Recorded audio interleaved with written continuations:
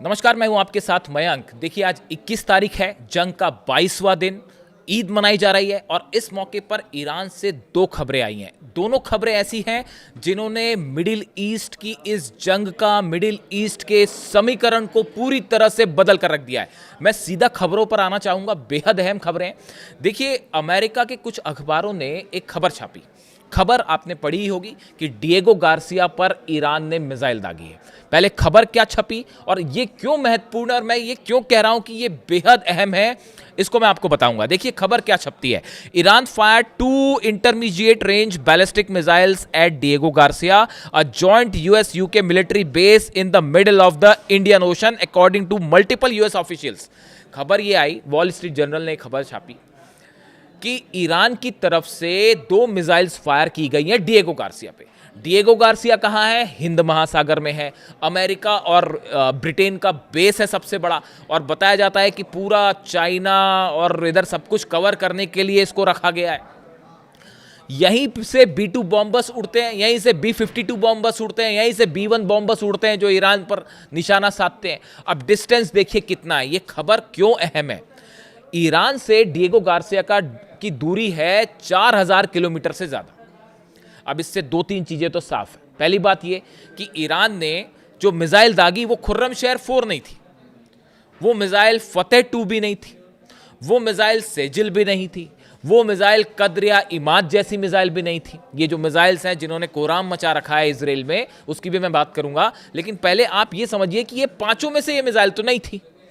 अब क्या सवाल ये उठ रहे हैं कि 4000 किलोमीटर की रेंज कवर करने वाली मिसाइल अगर ईरान फायर कर सकता है तो क्या ये ईरान की आईसीबीएम थी, इंटरकॉन्टिनेंटल बैलिस्टिक मिसाइल, और या फिर ये ईरान की आईआरबीएम थी?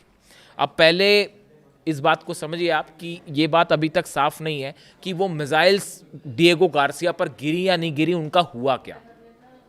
अमेरिका की तरफ से कहा गया कि नहीं, कोई नुकसान नहीं हुआ है, लेकिन यही बात तो जेरल्ड आर फोर्ड के लिए भी कही गई थी कि नहीं, हमारे उस एयरक्राफ्ट कैरियर पे तो कोई नुकसान नहीं है, कुछ नहीं है। बाद में खबर आई कि उसमें तो आग लग गई है और उसको वापस भेज दिया गया है। यही खबर आई थी कि अब्राहम लिंकन को लेकर नहीं, सब ठीक है, बाद में पता चला कि वो तो हटा दिया गया है। इस बात को भी अमेरिका ने डिनाई किया कि नहीं, हमारे सब बेस ठीक है। उसके बाद खबर आई कि 27 बेस पर हमले हुए हैं और 16 बेस तो तबाह हो चुके हैं। ईरान के ये दावे थे कि हमने 4 थार्ड सिस्टम तबाह कर दिए। अब बाद में अमेरिका ने खबर सामने आई कि हाँ, वाकई तबाह हुए थार्ड सिस्टम। 2 यूएई में तबाह हुए, एक जॉर्डन में तबाह हुआ, एक कुवैत में तबाह हुआ। वो तो जगह भी, लोकेशन भी आ गई। तो धीरे धीरे अब बताया जा रहा है अमेरिका को कितना नुकसान हुआ। अमेरिका ने कहा हमारा कोई जेट नहीं गिरा, 16 जेट गिर चुके हैं। अब ये खबर सब जान रहे हैं। तो दावे जो हैं ईरान के, वो अब धीरे धीरे सच साबित हो रहे हैं। तो अभी भी ये बात पूरी तरह से साफ नहीं है कि जो मिसाइल मारी गई है डिएगो गार्सिया पे, वो गिरी नहीं गिरी, कितना नुकसान हुआ नहीं नुकसान हुआ है, कुछ दिन बाद पता चलेगा। हालांकि ऐसा कहा गया है कि इंटरसेप्ट करी मिसाइल, यानी ये बात तो तय है कि 4000 किलोमीटर की डिस्टेंस वाली मिसाइल दागी गई। मैंने कुछ समय पहले ये वीडियो बनाया था कि अभी तो ईरान की आईसीबीएम बाकी है, यही थंब दिया था मैंने। अब कुछ लोगों का, मैंने कई एक्सपर्ट से बात की, जैसी ये खबर आई उसके बाद से मैंने हिंदुस्तान के कई बड़े एक्सपर्ट से बात की। मैंने उनसे कहा कि आपको क्या लगता है कि ये क्या है। सबका कहना ये था, पूरा अमेरिका हैरान है, पूरा यूरोप हैरान है, पूरे दुनिया भर के मिसाइल एक्सपर्ट्स हैरान है कि साहब 4000 किलोमीटर की रेंज वाली मिसाइल ईरान ने दाग दी। ये तो होना ही था, इसका कोई, मैंने तो पहले ही कहा था, मुझे तो कोई आश्चर्य नहीं होगा। वो जो मिसाइल फायर की गई थी तेहरान से, जो कि रूस को क्रॉस करती हुई साइबेरिया में जाके गिरी थी, वो फिर क्या था? वो आईसीबीएम था, और इसकी मुहर अब लग चुकी है कि ईरान के पास 4000 किलोमीटर की रेंज वाली मिसाइल है, उससे ज़्यादा वाली मिसाइल है। अब ये वही आईसीबीएम थी या अभी उस आईसीबीएम का एक छोटा वर्जन था, ये भी अभी पता चलेगा। लेकिन ये तय है कि ये बड़ा गेम चेंजर है। देखिए, इसी वजह से ब्रिटेन ने अमेरिका की मदद करने से मना कर दिया, फ्रांस ने मना कर दिया, जर्मनी ने मना कर दिया, इटली ने मना कर दिया, इसी डर की वजह से। क्योंकि ये देश समझ रहे थे कि कहीं ऐसा ना हो कि मिसाइल फिर लंदन पे गिरनी शुरू हो जाए, फिर पेरिस पे गिरनी शुरू हो जाए, फिर पता चला जर्मनी पे भी गिर रही हैं, इटली पे भी गिर रही हैं। उन सब ने कहा भैया हम डोनाल्ड ट्रंप के साथ नहीं है, हम इस हमले में शामिल नहीं होंगे।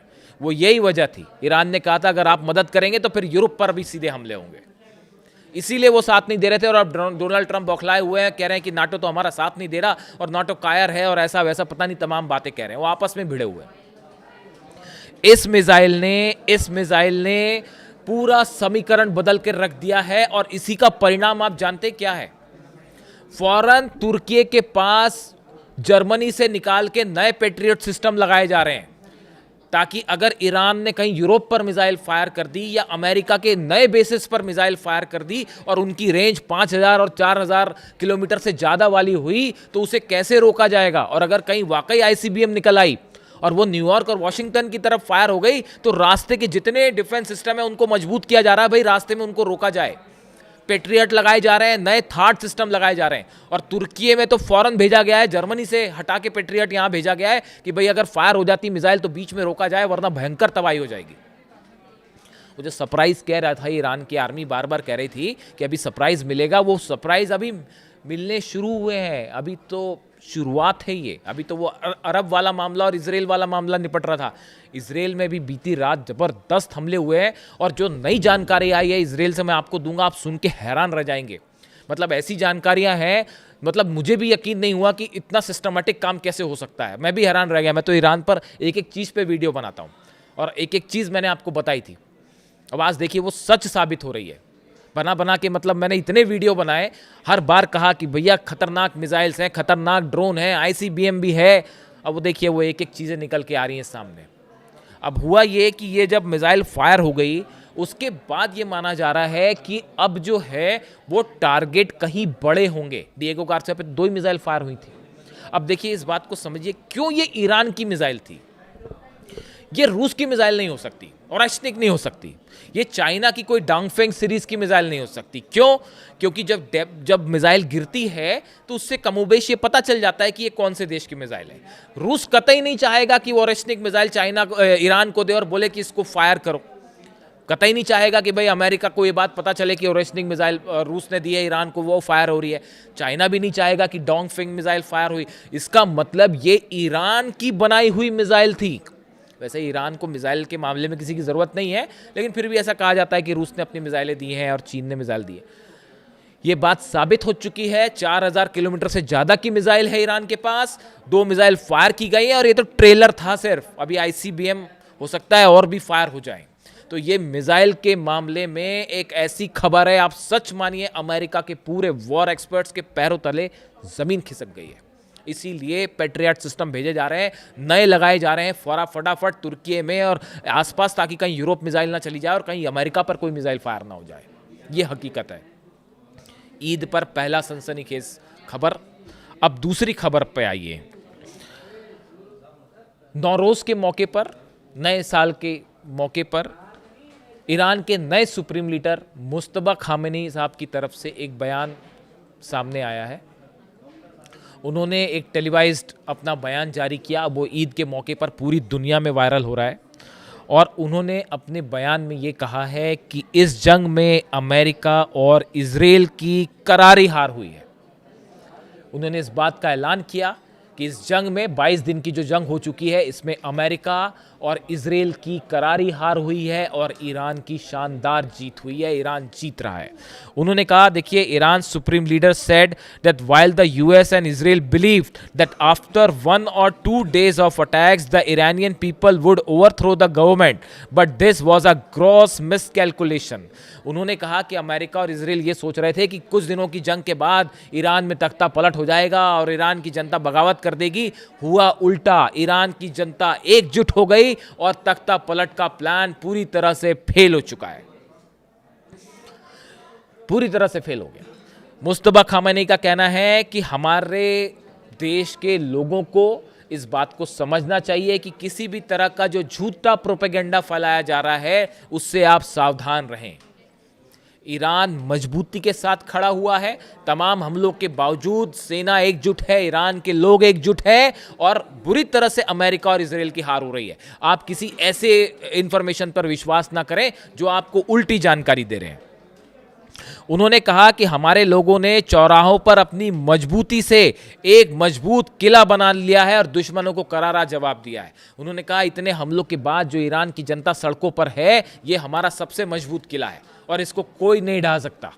ये ईरान की सबसे बड़ी जीत है। देखिए आज जिस तरह से लाखों लोग सड़कों पर आ रहे हैं ईरान के, और ईरान की सरकार के साथ खड़े हुए हैं, ये ईरान की मजबूती दिखा रहा है।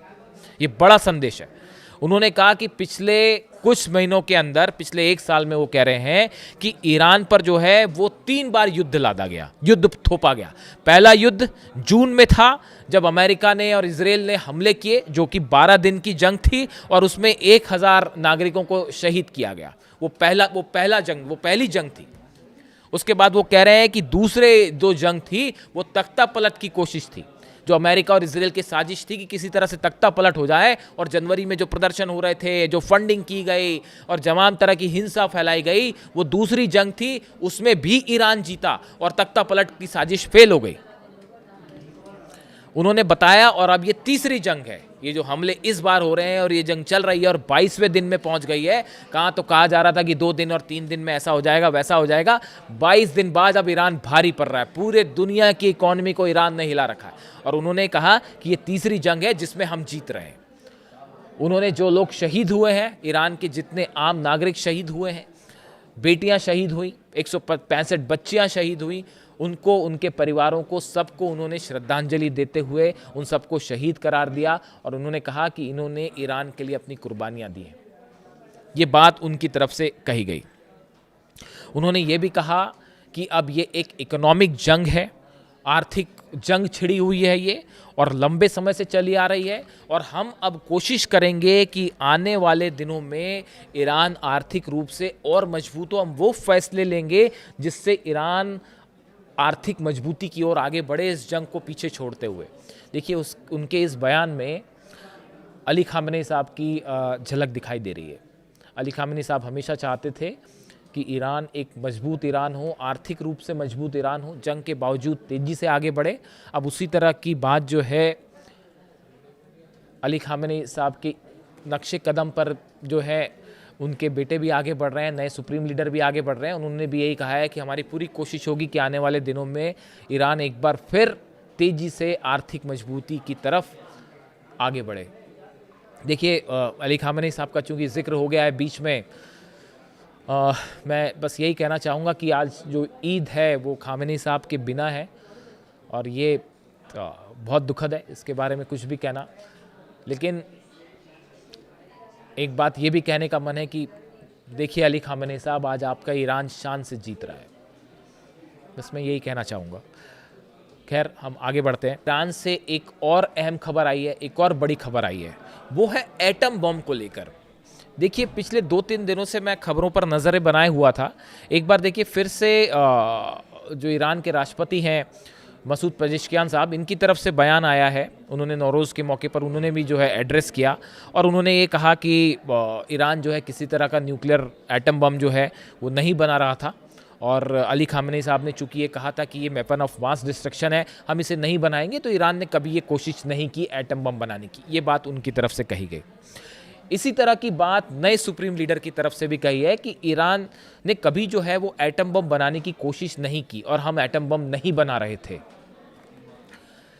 उनके इस बयान को लेकर तमाम दुनिया के एक्सपर्ट्स जो हैं वो अब 2 राय रख रहे हैं, 2 तरह की राय रख रहे हैं। मैं दोनों तरह की राय आपके सामने रख देता हूं। ये मेरी कोई व्यक्तिगत राय नहीं है, जो एक्सपर्ट्स कह रहे हैं मैं वो राय रख रहा हूं सामने। कुछ लोगों का कहना ऐसा है कि ईरान की तरफ से अब जो बयान आए हैं, उन बयानों में अगर आप देखें तो इस तरह का एम्फेसिस दिया जा रहा है कि ईरान न्यूक्लियर बॉम्ब नहीं बना रहा था शब्द का इस्तेमाल हो रहा है।